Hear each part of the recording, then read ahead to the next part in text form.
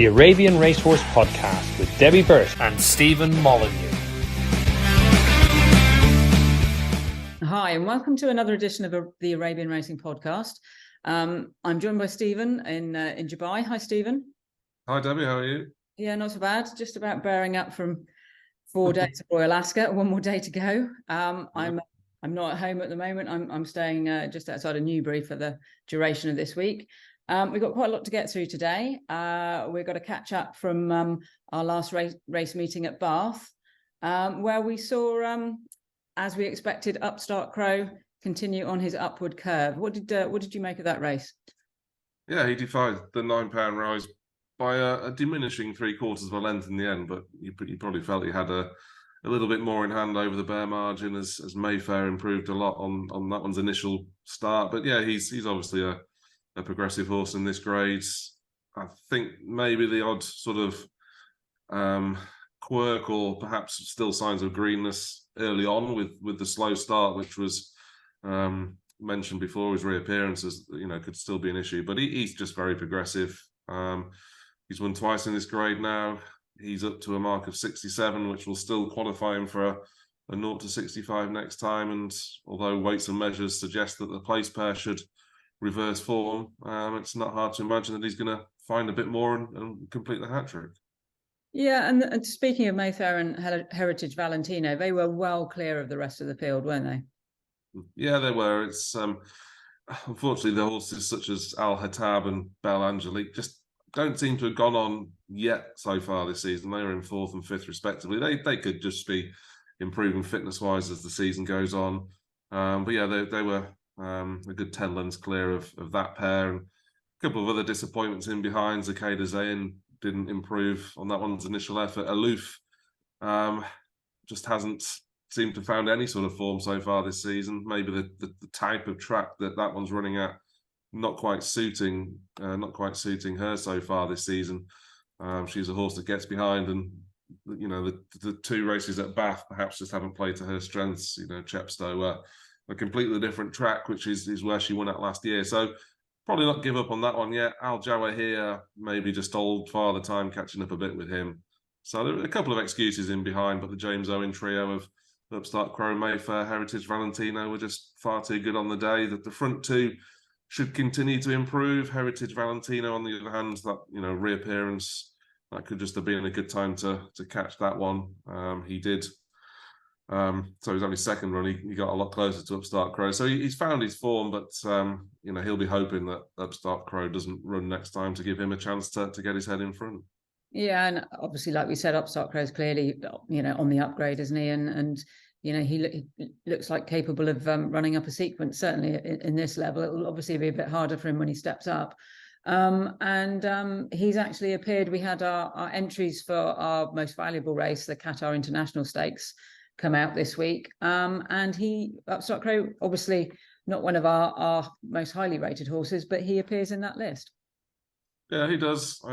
I'm guessing they'll be at this point looking for a bit of prize money, hoping that there isn't a full field and that they can sneak. I think it goes down to 6th place, doesn't it, the prize money? So yeah, he'll have I'm guessing he'll run at Brighton next time, and then his rating of 67 can go up again. He perhaps won't look a complete outlier in that Goodwood race, but yeah, he's one of a couple in there for James Owen, and obviously Phil Collington heavily represented as well. Yeah, and obviously to go back, to the higher rated horses, no surprise to see Lady Princess in there. She'll be bidding for a hat-trick of wins should she be successful this time.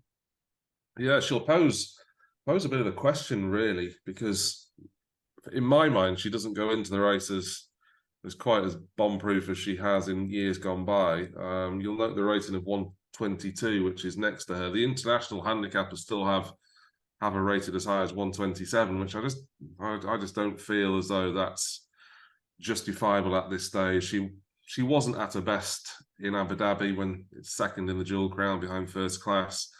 Even less so in Qatar on her only other start. So she could just be a filly that struggles to make up the sort of ground that she once did. Maybe they could ride her a bit closer to the pace and she can sort of get back to her best. But she certainly will go to Goodwood proven under the conditions, which is certainly a help. But in my mind, as a 7-year-old, perhaps just not quite as good as she once was.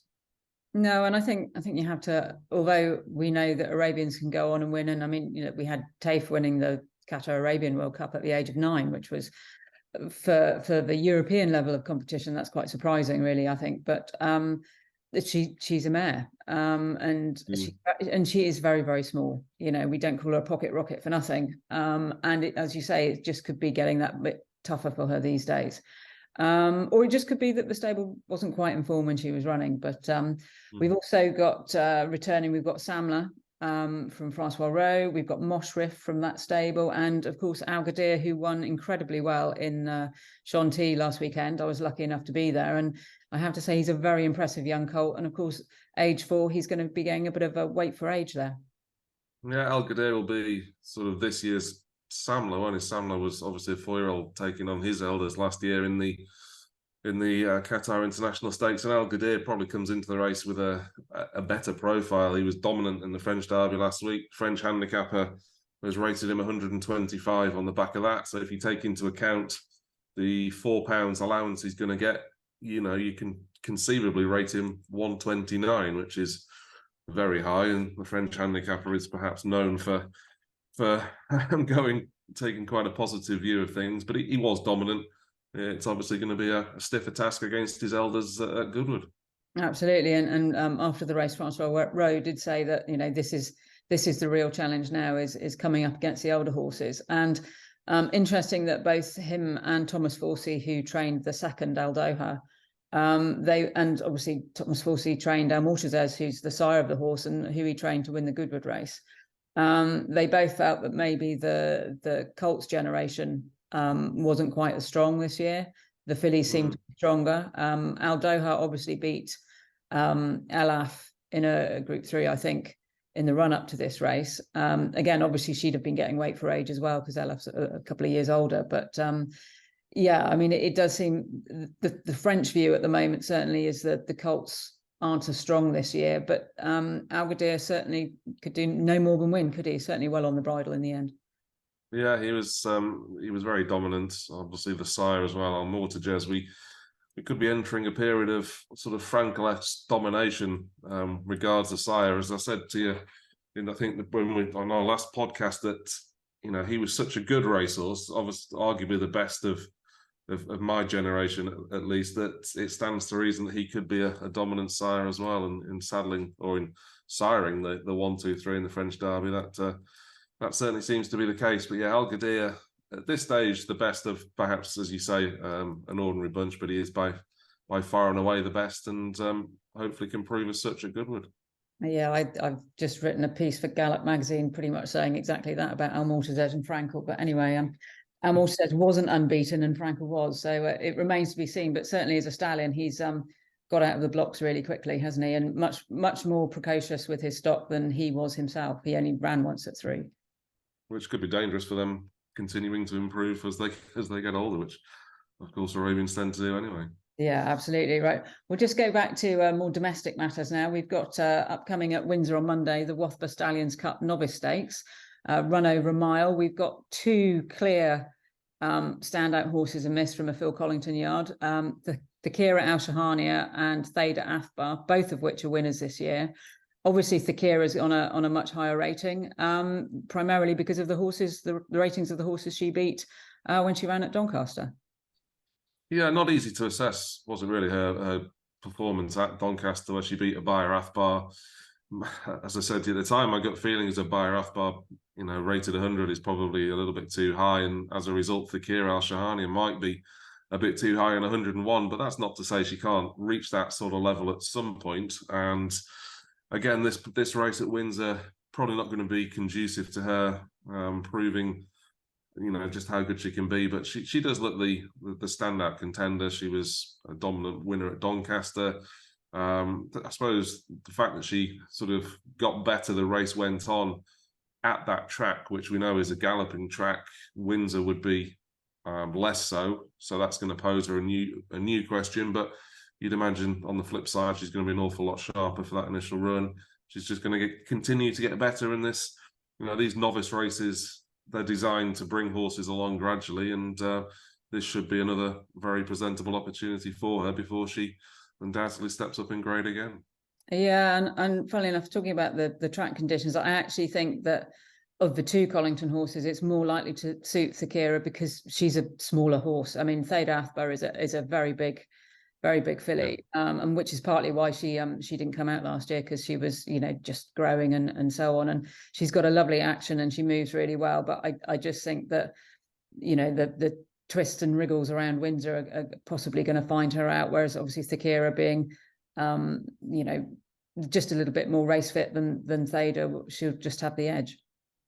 Yeah, I mean, it's interesting in that respect then that Phil Collington took Theda Athbar over to Belgium, which on that all-weather track was he's fairly sharp, isn't it? When she won on her debut,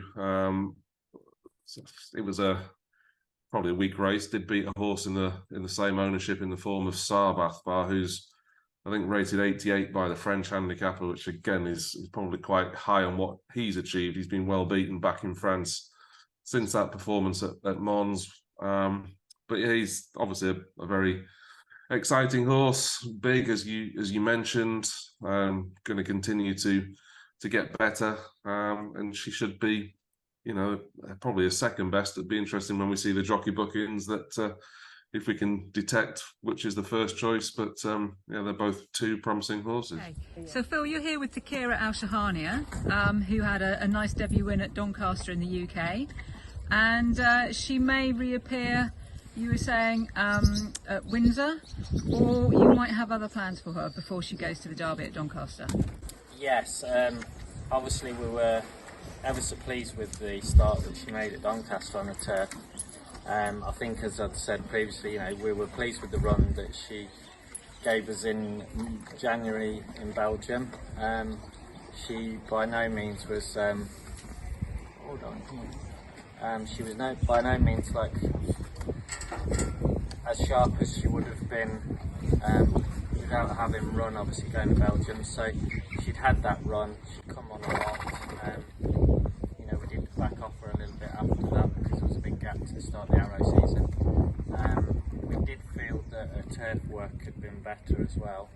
So yeah, I mean, we couldn't have been happier with the start she made at Doncaster. So I think now we'd just like to get her out, obviously, again, if we could on the turf, because obviously with Doncaster in mind, the Derby back on the turf, so if we could give her another turf run and see if she can show us that improvement that she's from the second run, would be great.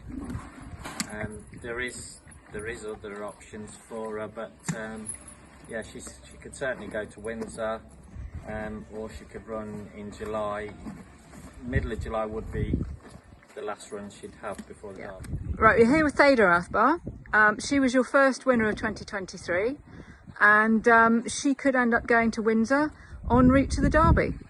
Yes, yeah, absolutely. So, yeah, she started her career in January in Belgium. She was a very big 3-year-old and physically not quite ready for a run, as you know. That's where we decided to start anyway. So we were very, very pleased with that because it was over a distance of 1,500 metres, which we would always feel would be short of her best. So I think from a mile upwards to a mile and a quarter we'll see the best of her. And then she's had a little break since then, again with the, without going back to abroad, the Arrow season would be a few months off, so she did well for having a bit of a break after her first run, and a lot obviously travelling abroad as well on her first outing. And now planning to go to Windsor on the 26th of June, over a mile and half a furlong, I think. And longer term, your thoughts on the Derby? Because obviously you've got Thakira that there's a possible as well, and of course Lou Jane.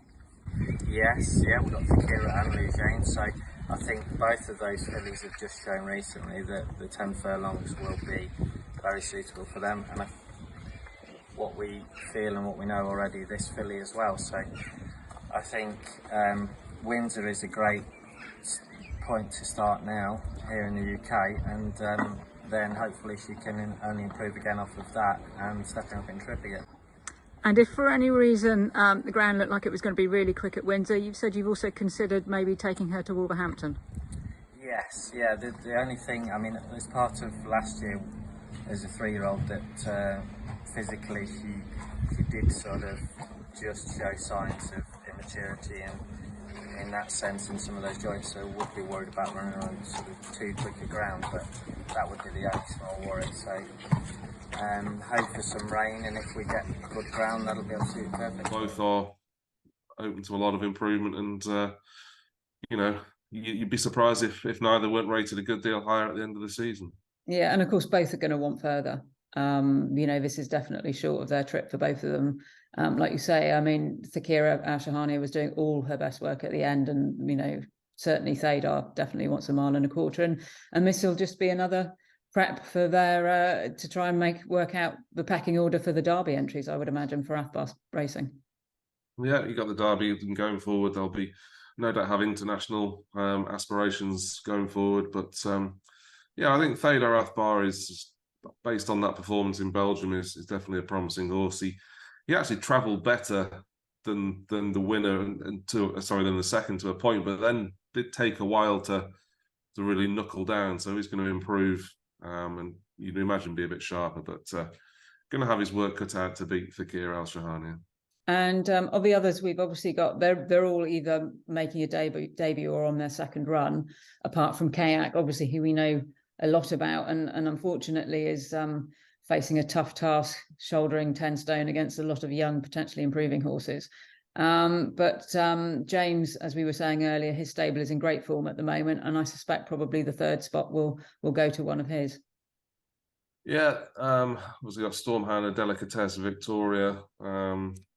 Delicatesse and Victoria both ran in that race, obviously at Doncaster, and were well beaten in the end. I thought Victoria was it that actually showed up prominently for a while before fading out of things, so should last a bit longer this time. And Delicatesse, well, they'll be looking for a handicap mark, no doubt, and try and exploit that as time goes on. And obviously Storm Hannah, they're going right and say making their debut, so yeah, it's a tough task, but they've got to start somewhere, and hopefully this will set them up for the rest of the season. Yeah, we've got jockey wise, Storm Hannah, Tegan Paget rides, take 7 off. Delicatesse has got Kieran O'Neill. Victoria at this stage has got Neil Callan, although I think that's not entirely confirmed. You'd think on there that probably, although Victoria's in the second colours, she's probably the one at this stage. She looked more forward in that race. Delicatesse has got a first time hood on, I believe. So we'll see where we go with those, but they all looked fit enough when they ran at Doncaster. And Sassy, we've got she had a little setback last year, which is why she didn't come out. I think she'll probably need the run, and Koljani much the same. He had one run last year, but was well beaten and looked quite backward, and will feel, as we were saying earlier, Pete's horses look like they've probably needed a run to get going, with the exception obviously of the 2 older horses, Abir Athbar and Zayn Anchor Centurion. Yeah, you'd just be hoping to have a nice experience first time out for the season, and probably all about lowish grade handicaps for them. It's obviously unfortunate that they've got to start off in such races where the quality at the top end is abnormally high, almost in this case. So hopefully they're not beaten too far and can show something to go forward. And just now to quickly look ahead to our first group race of the year, which is the EFAR Trophy, a Group 2 run over 6 furlongs at Chester. It's a long time since we've been to Chester. I think it was 2004 was our last visit there, which was for I think a 1.5 mile group race, which actually Phil Collington rode in. And we've now got potentially 2 runners from him, Akhlil Athbar and Lujane.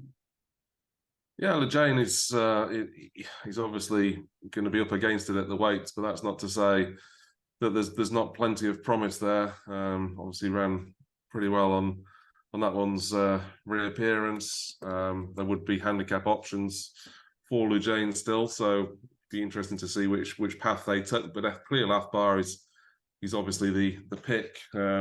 3 from 4 in England last season, culminating in a Group 2 win at Newbury. At the time beat superior horses, hence the rating has shot up, and she's she's a naturally quick horse. 6 furlongs doesn't suit all Arabians, but she's a winner at the trip. The track is obviously as sharp as most will have encountered before.